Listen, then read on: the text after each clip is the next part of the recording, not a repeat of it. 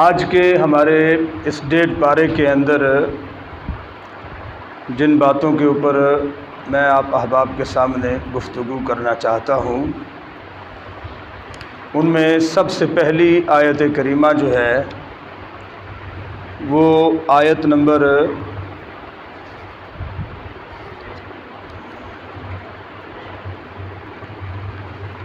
58 ہے 58 اور سورۃ ہے یونس، یعنی سورہ یونس کی آیت نمبر 58۔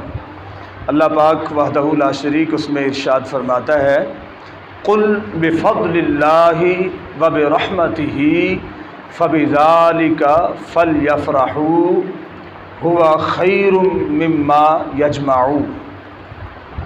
میرے محبوب آپ ان سے فرما دیجئے کہ اللہ کے فضل اور اس کی رحمت کے ساتھ انہیں چاہیے کہ یہ خوشیاں منائیں۔ کیا منائیں؟ خوشیاں منائیں۔ مفہومی ترجمہ یوں ہوگا کہ جب تمہارے اوپر اللہ کا فضل ہو جائے اور تمہیں اللہ کی رحمت میسر آ جائے تو تمہیں چاہیے کہ تم کیا کرو؟ خوشیاں مناؤ۔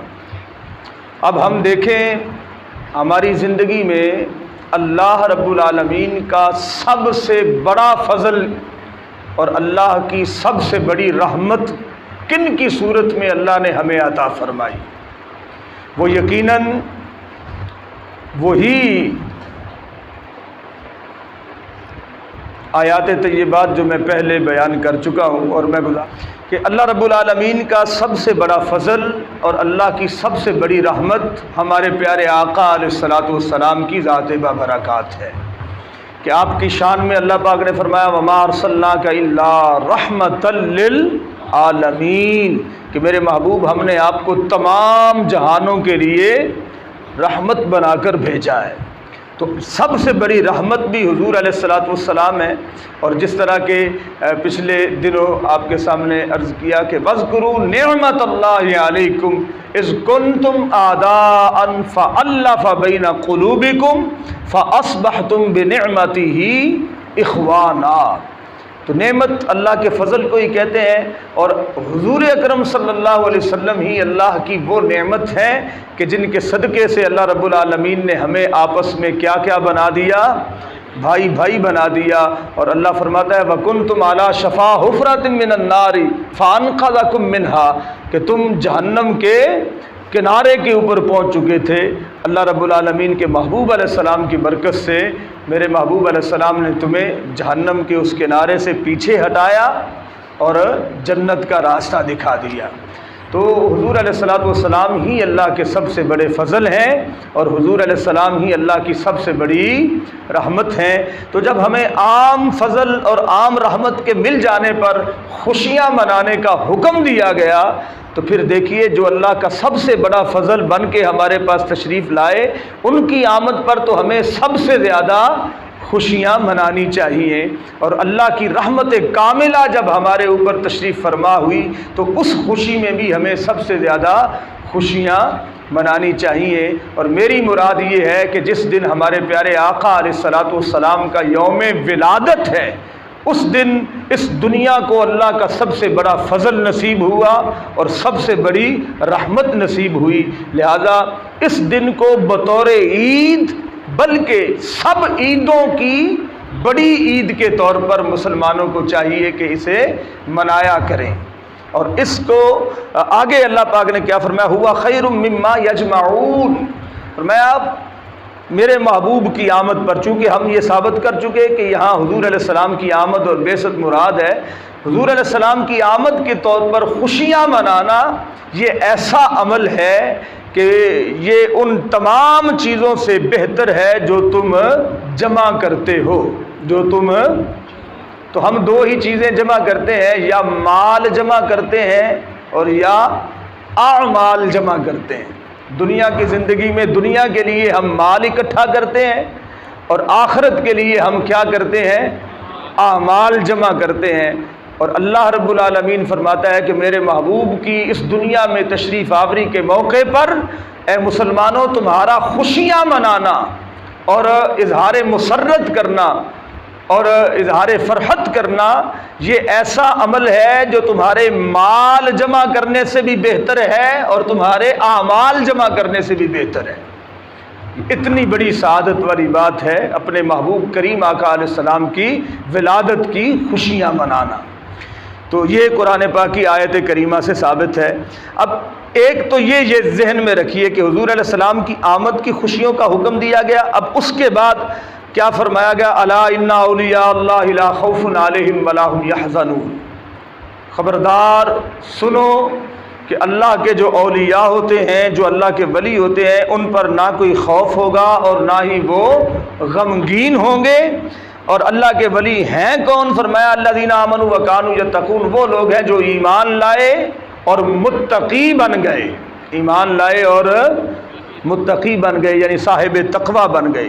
فرمایا لہم البشریٰ فی الحیات الدنیا وفی الآخرہ، اللہ کے ولیوں کی شان یہ ہے، اللہ فرماتا ہے کہ ان کے لیے خوشخبری ہے دنیا کی زندگی میں بھی اور آخرت کی زندگی میں بھی، ان دونوں جہانوں میں ان کے لیے خوشخبری ہے۔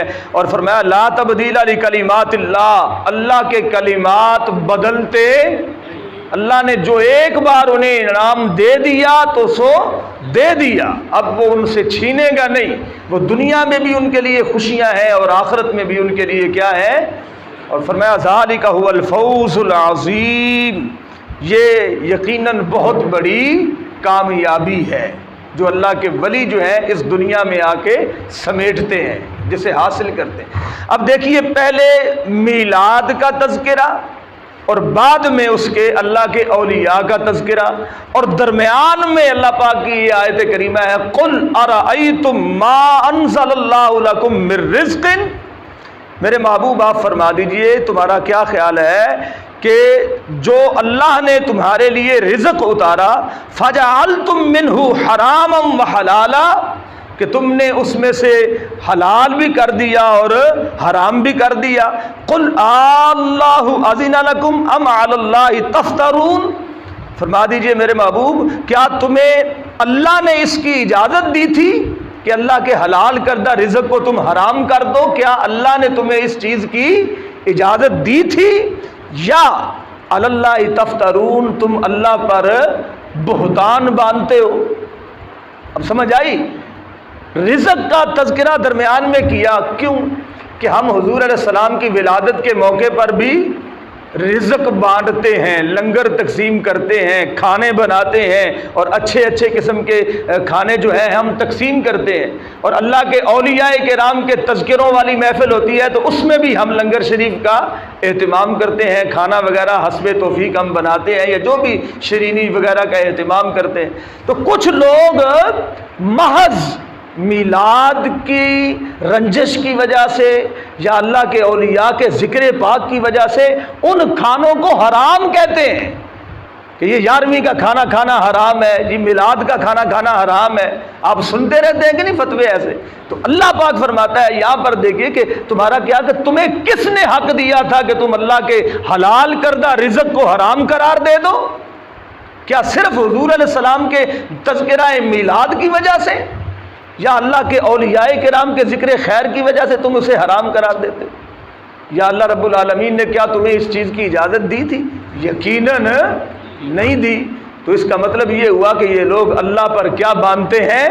افتراء باندھتے ہیں، بہتان باندھتے ہیں، لہذا ان سے بچنا چاہیے۔ اور حق عقیدہ یہی ہے کہ اللہ رب العالمین کے محبوب کے ذکر پاک کی محفل بھی ہونی چاہیے، اور اس میں بھی حسب توفیق لنگر شریف بانٹنا چاہیے، اور اللہ کے اولیاء کرام کی محافل کا انعقاد بھی ہونا چاہیے، اور ان کے اندر بھی حسب توفیق لنگر بانٹنا چاہیے۔ اور کتنا بانٹیں کہ فضول خرچی نہ ہو۔ حضرت علی رضی اللہ تعالیٰ عنہ سے کسی نے پوچھا تھا کہ حضور علیہ السلام کی ولادت کی خوشی میں کتنا ایک رزق یا کتنا کو مال تقسیم کیا جائے کہ وہ فضول خرچی میں نہ آئے؟ تو آپ نے جواب دیا تھا کہ اگر کسی کے پاس احد پہاڑ کے برابر سونا ہو اور وہ حضور علیہ السلام کی آمد کی خوشی میں سارے کا سارا سونا اللہ کی راہ میں بانٹ دے تو یہ بھی فضول خرچی نہیں ہوتی ہے، یہ بھی فضول خرچی نہیں ہوتی ہے۔ اور جس طرح حضرت شیخ محقق رحمۃ اللہ تعالی علیہ کا واقعہ ہے کہ آپ نے بھنے ہوئے چنے بانٹے تھے تو حضور علیہ الصلوۃ والسلام نے ان کو بھی قبول فرمایا تھا اور اپنی گود میں رکھ کے آپ ان چنوں کو کھا رہے تھے، تناول فرما رہے تھے۔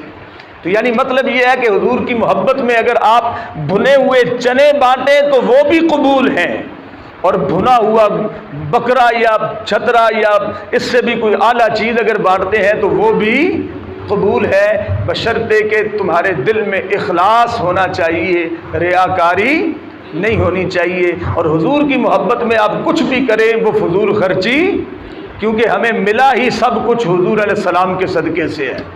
اگر آپ نہ ہوتے تو ہمیں نہ زندگی ملتی اور نہ زندگی کی یہ بہاریں نصیب ہوتی۔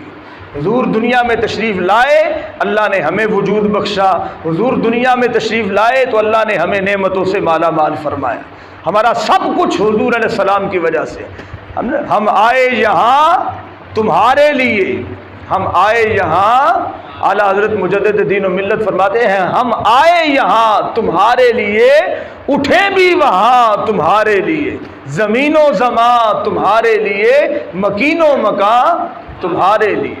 تو یہ ہے اعلیٰ حضرت کی محبت۔ اور اعلیٰ حضرت خود فرماتے ہیں کہ نعت گوئی میں نے قرآن سے سیکھی، یعنی میں نعت جب لکھتا ہوں تو اپنے تخیلات پیش نہیں کرتا، میں نے قرآن سے نعت گوئی سیکھی ہے، یعنی آداب شریعت بھی رہے ملحوظ کہ اللہ رب العالمین کے محبوب کی میں نے ایسے تعریف بیان کی ہے کہ میں نے قرآن کی ترجمانی اپنی نظم کی صورت میں لکھی ہے۔ تو اب اس کے بعد جناب ایک اور واقعہ ہے، اور وہ واقعہ بھی بڑا دلچسپ ہے فرعون کے حوالے سے۔ وہ واقعہ کیا ہے؟ وجاوزنا ببنی اسرائیل البحر فاتبعهم فرعون وجنوده بغیا وعدوا حتی اذا ادرکہ الغرق۔ جب حضرت موسیٰ علیہ السلام اپنے ساتھیوں سمیت دریا کی طرف جا رہے تھے تو اللہ رب العالمین کے حکم سے آپ نے عصا مارا دریا کے اوپر، تو دریا کے اندر سے راستہ بن گیا۔ آپ گزر رہے تھے تو فرعون اور اس کے حواری جو تھے وہ بھی آپ کے پیچھے چل پڑے۔ اب جب وہ سینٹر میں پہنچے نا تو حضرت موسیٰ علیہ السلام اتنی دیر دریا کو پار کر چکے تھے، عبور کر چکے تھے، اور جب یہ سینٹر میں پہنچے تو اللہ رب العالمین کے حکم سے وہ راستہ جو تھا وہ دوبارہ پانی بن گیا، مطلب ہے وہ راستہ ختم ہو گیا۔ پانی کے اندر جب وہ کنورٹ ہوا تو حتی اذا ادرکہ الغرق، یعنی غرق نے اسے پا لیا۔ مطلب کیا ہے کہ وہ سمندر یا دریا میں غرق ہونے لگ پڑے۔ تو پھر کیا کہا فرعون نے؟ قال آمنت، جب وہ غرق ہو رہا تھا تو اس نے کیا کہا؟ آمنت، میں ایمان لایا، انہ لا الہ الا الذی، کہ بے شک نہیں ہے کوئی الہ مگر وہ، آمنت بھی بنو اسرائیل، جس کے اوپر بنی اسرائیل ایمان لے کے آئے۔ رب وہی ہے، میں نہیں ہوں، رب وہی ہے جس پر بنی اسرائیل والے یعنی حضرت موسیٰ علیہ السلام اور آپ کے حواری ایمان لے کر آئے، میں بھی اسی رب کے اوپر ایمان لے آیا۔ وَأَنَا مِنَ الْمُسْلِمِينَ، اور میں بھی مسلمانوں میں شامل ہو رہا ہوں۔ یعنی جب موت اسے پا رہی تھی اور وہ غرق ہو رہا تھا اس وقت وہ ایمان قبول کر رہا تھا، کہہ رہا تھا کہ میں ایمان لاتا ہوں اس پر جس پر بنی اسرائیل ایمان لے کے آئے، اور میں مسلمان ہو گیا۔ اب جب اس نے یہ بات کہی تو اللہ کی طرف سے اعلان ہوا، فرمایا آل، اب اس حالت میں تو ایمان لا رہا ہے، وقد عصیت قبل، حالانکہ اس سے پہلے تو نے نافرمانی کی، وکنت من المفسدین، اور تو فسادیوں میں سے تھا، یعنی فساد کرنے والوں میں سے تھا۔ فالیوم، اللہ پاک نے فرمایا فالیوم ننجیک ببدنک لتکون لمن خلفک آیہ، آج ہم تیرے بدن کو نجات دیں گے تاکہ تو آنے والوں کے لیے نشان عبرت بن جائے۔ کیا بن جائے؟ نشان عبرت۔ اب دیکھیے یہ اللہ کی قدرت ہے۔ آج کتنے ہزاروں سال گزر گئے، فرعون کی ممی وہ لاش وہ میت جو ہے آج بھی پڑی ہوئی ہے، آج بھی اسی طریقے سے وہ ہاں وہ مصر کا جو عجائب گھر ہے اس کے اندر وہ آج بھی پڑی ہوئی، اور اس کے علاوہ کسی کی ڈیڈ باڈی محفوظ نہیں ہے۔ اس کی کیوں محفوظ ہے؟ کیونکہ اللہ پاک نے فرما دیا تھا کہ ہم تیری باڈی کو کیا کریں گے؟ نجات دیں گے، اسے بچا کے رکھیں گے۔ کیوں؟ تاکہ دنیا کو پتہ چل جائے کہ جس بندے نے آ کے ادھر رب ہونے کا دعویٰ کیا تھا نا اور اللہ کے مقابلے میں کھڑا ہوا تھا، اللہ رب العالمین نے اس کا حشر کیا کیا ہے اور اس کے ساتھ ہو کیا رہا ہے۔ اب اسے موت کون سی آئی کہ وہ دریا کے اندر غرق ہوا۔ وہ دریا کے اندر، یہاں ایک بڑا مشہور واقعہ ہے، لیکن اس واقعہ کو میں سمجھتا ہوں کہ میں تھوڑی سی تبدیلی کے ساتھ ایک فرضی واقعہ بنا کے میں آپ کے سامنے پیش کرتا ہوں، جس سے آپ کو سمجھ آئے کہ اسے غرق والا عذاب کیوں ملا تھا، یہ سمندر کے اندر یا دریا کے اندر غرق کیوں ہوا تھا۔ ہوا یہ تھا کہ اس کے پاس ایک کیس آیا، کسی نے سوال پوچھا کہ فرعون سے کہ اے فرعون مجھے یہ بتا کہ ایک بندہ بالکل لاچار تھا، بے بس تھا، چھوٹا سا بچہ تھا، لاچار اور بے بس تھا، تو بادشاہ وقت نے اسے دیکھا، اسے پکڑ لیا، اپنے پاس لایا، اس کی پرورش کی، اسے اعلیٰ نعمتوں سے نوازا، اور وہ جب پروان چڑھا، جوانی کی عمر کو پہنچا، تو اس کا کام تو یہ بنتا تھا کہ اس بادشاہ کے تابع فرمان رہتا اور اس کی فرما برداری کرتا، لیکن اس نے اسی بادشاہ کے خلاف بغاوت کر دی جس نے لاچاری کی حالت میں اسے پکڑا تھا اور اس کی پرورش کا ذمہ اٹھایا تھا اور اعلیٰ چیزوں اور اعلیٰ نعمتوں سے اس کی پرورش کی تھی۔ اب یہ بتا کہ ایسے بندے کا انجام کیا ہونا چاہیے اور ایسے بندے کی سزا کیا ہونی چاہیے؟ تو فرعون نے اسے جواب دیا کہ اگر اس طرح کا کوئی واقعہ پیش آئے اور وہ بندہ جس کو بادشاہ وقت پکڑ کے اس کی پرورش کرے، پروان چڑھائے، اعلیٰ نعمتوں سے اسے نوازے، وہ بندہ اگر نافرمانی پہ اتر آئے اور بغاوت کر دے تو ایسے بندے کو دریا کے اندر غرق کر دینا چاہیے، دریا کے اندر غرق کر دینا چاہیے اور اسے اس طرح مارنا چاہیے۔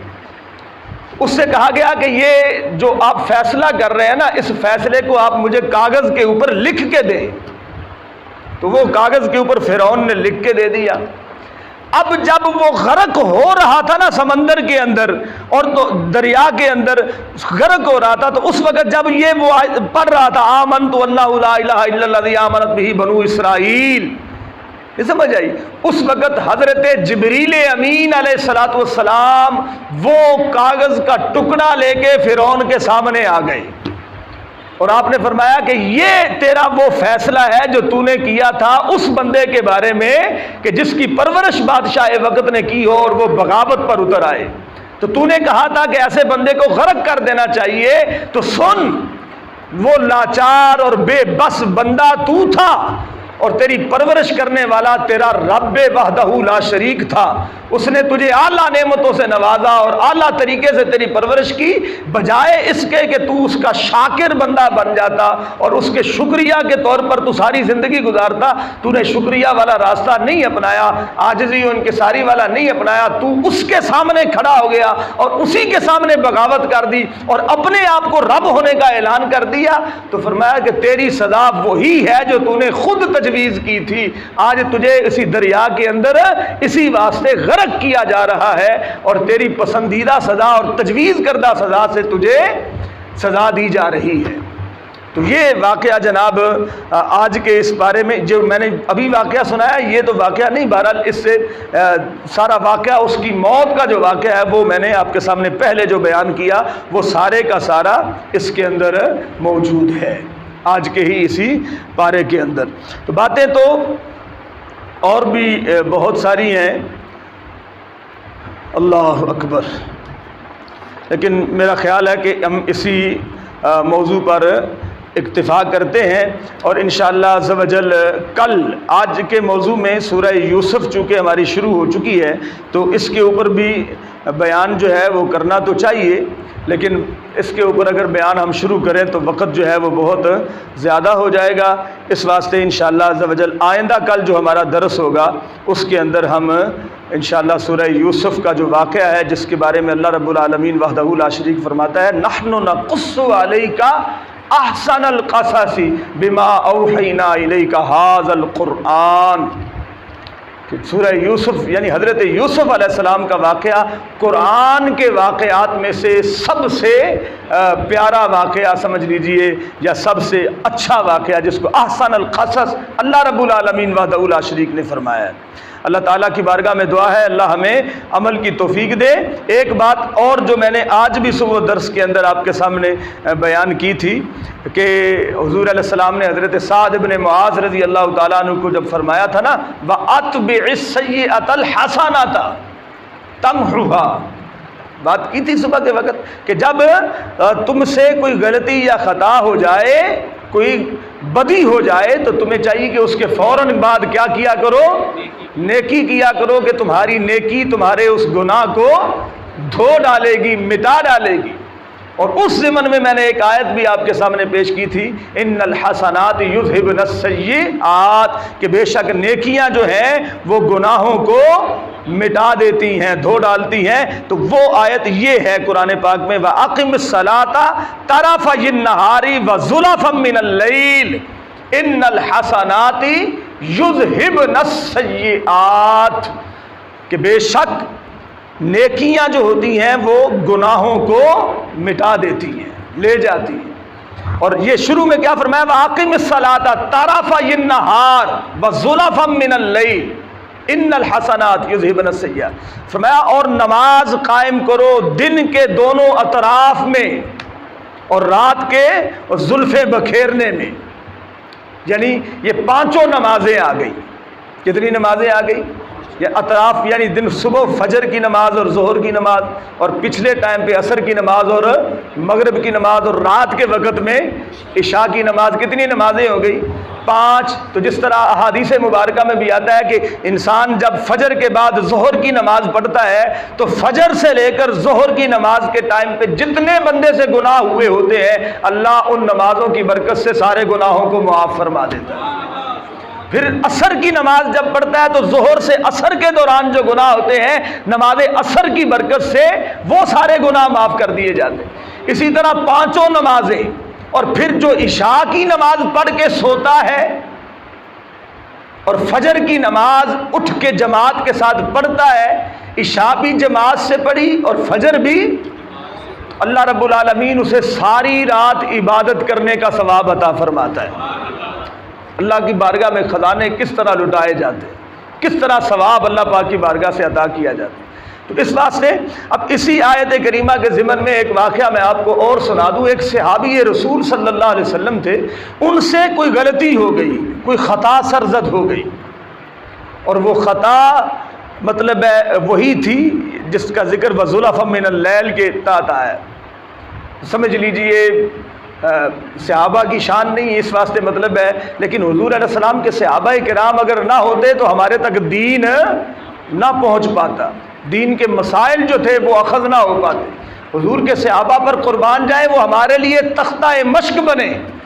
اس میں سے ایک صحابی رسول سے ایک غلطی ہو گئی، اور صحابہ اتنے عاجز تھے، اتنے اللہ سے ڈرنے والے تھے، وہ حضور علیہ السلام کی بارگاہ میں حاضر ہو گیا اور آگے کہنے لگا یا رسول اللہ صلی اللہ علیہ وسلم مجھ سے غلطی ہو گئی ہے، میرے اوپر حد نافذ کیجئے. اندازہ کیجئے کوئی بندہ ہے ایسا جو اپنے آپ جا کے عدالت کے سامنے سرنڈر کر رہا اور مجھے سزا دیجئے کہ میں نے یہ گناہ کیا ہے؟ آج کے دور میں ملے گا کوئی ایسا؟ حضور علیہ السلام کے صحابی سے رات کے اندھیرے میں غلطی ہوئی، خطا ہوئی، اور وہ حضور علیہ السلام کی بارگاہ میں جا کے کیا کہتا ہے مجھ سے خطا ہو گئی. یا دن کے اجالے میں ہوئی، وہ جا کے حضور علیہ السلام کی بارگاہ میں کہتا ہے یا رسول اللہ مجھ سے یہ غلطی اور خطا ہو گئی ہے، لہذا میرے اوپر حد نافذ کیجئے. حضور علیہ الصلوۃ والسلام خاموش رہے. اس نے پھر عرض کی، حضور پھر خاموش رہے. اتنے میں ظہر کی نماز کا ٹائم یا کسی نماز کا ٹائم ہو گیا. حضور علیہ الصلوۃ والسلام نے فرمایا اچھا بھی وضو کرو. اسے کہا وضو، وہ بھی وضو کر کے مطلب ہے آ گیا. حضور علیہ السلام نے نماز پڑھا دی. نماز پڑھانے کے بعد وہ پھر حضور علیہ السلام کی بارگاہ میں حاضر ہو گیا. یا رسول اللہ صلی اللہ علیہ وسلم میرے اوپر حد نافذ فرمائیے، مجھ سے یہ خطا ہو گئی. میرے آقا علیہ الصلوۃ والسلام نے فرمایا کیا تو نے ابھی نماز ادا نہیں کی ہے ہمارے ساتھ؟ اس نے کہا جی یا رسول اللہ صلی اللہ علیہ وسلم کی ہے. تو آپ نے فرمایا کیا تم نے پڑھا نہیں ہے واقم الصلاۃ طرفی النہار وزلفا من اللیل ان الحسنات یذھبن السیئات. فرمایا کہ تمہیں پڑھا نہیں ہے کہ ایک نماز جب بندہ پڑھتا ہے تو پچھلی نماز سے اس نماز کے دوران کے سارے گناہوں کو اللہ معاف فرما دیتا ہے. اب تو حد مانگ رہا ہے، تو نے نماز پڑھی، اللہ نے تیری نماز کے صدقے سے تیرے گناہ کو معاف فرما دیا. تو یہ ہے مطلب کہ جب ہم نمازیں ادا کرتے ہیں، ہماری نمازوں کا جو ثواب ہے وہ تو ہمیں ملتا ہی ملتا ہے. اللہ کا جو قرب ہے ہمیں وہ تو نصیب ہوتا ہی ہوتا ہے. لیکن ساتھ ساتھ ہم سے جو غلطیاں ہوتی ہیں، جو خطائیں ہوتی ہیں، ہماری ان نمازوں کی برکت سے اللہ تعالیٰ ہمیں وہ بھی معاف فرما دیتا ہے. اللہ کی بارگاہ میں دعا ہے کہ اللہ تعالیٰ